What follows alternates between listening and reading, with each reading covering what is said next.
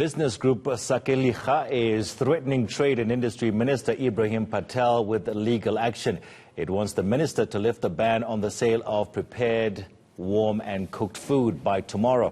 On their website, there's a statement that says unless the minister reverses his department's unlawful, irrational and harmful obstructions to food production, they will take him to court. He has up until 9 a.m.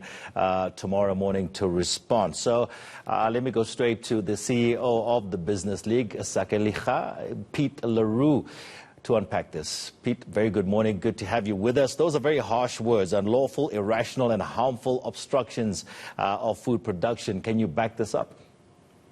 Yes, I can back this up, and many legal practitioners and just common people with common sense can back this up. Mr. Patel is making pronouncements, and the various staff of his department are making pronouncements that say it's illegal to prepare or to sell prepared, cooked or warmed food.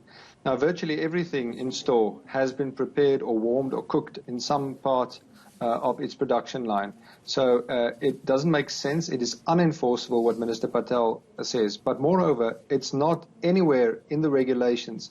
It's simply a whim of his department and his staff to pronounce and prevent people from selling prepared or cooked or warmed food. It's nowhere in the regulations, and I haven't found any lawyer who said to the contrary anything yet.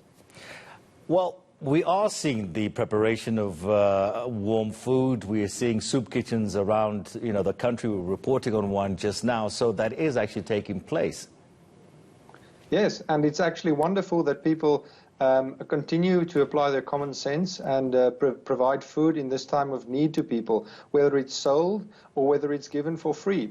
In fact, we are offering as Sakeliga that we will pay for a legal opinion for any NGO 100%. They can apply to us. We will give them a legal opinion that will enable them to continue to provide food, whether prepared or warmed or cooked or frozen or in any form, since it is an essential service and there is nothing in the regulation that prevents them. So we will actually help NGOs with a 100% subsidized legal opinion to keep their doors open, and we'll do the same for businesses.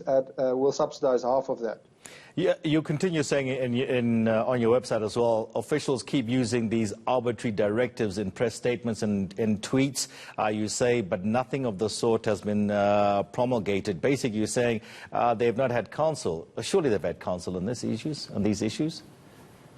Look, it's really incredible how irresponsible these statements are. Also, the CIPC registration process. These are all just media releases or statements by the minister.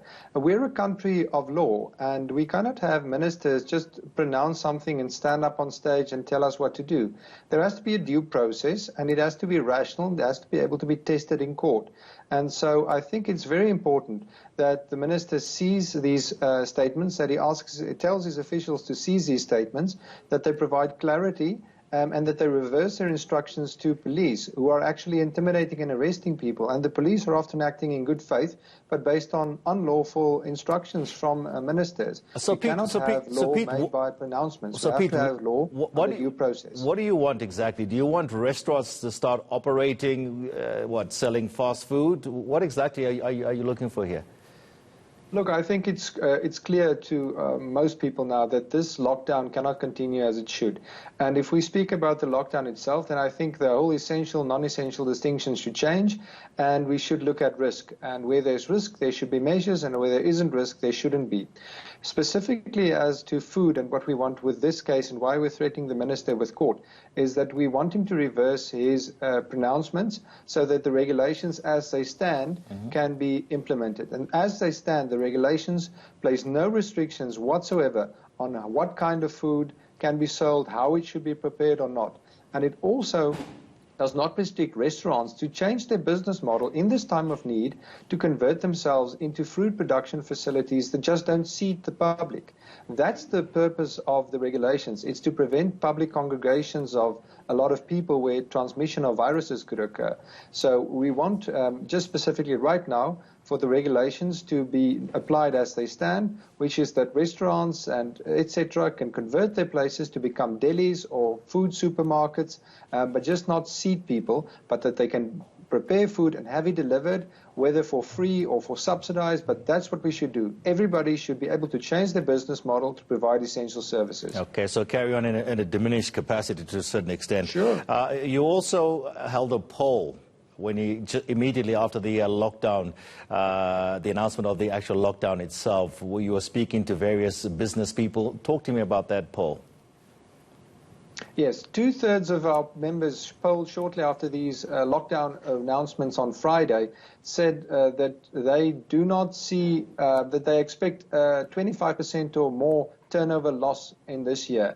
And then most of them, even those who are classified as essential services, were able to even those who are classified as essential services made it clear that they do not see, that they are finding it increasingly difficult to source their products. And this is because of this nonsensical essential, non-essential distinction. The economy is integrated. It's not easy to do this. It's better to move to a risk-based approach.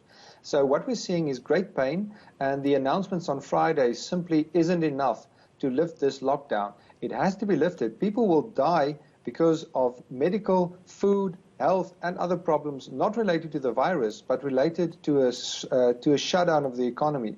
This cannot continue.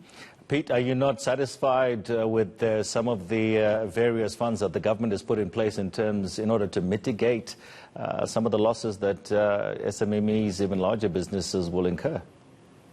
I think it's great that help is being provided. I think it's even better when help is provided by the private sector. Dr. Rupert's, Mr. Johan Rupert's funds, the Oppenheimer funds, and various parts of civil society is contributing. I think that's great.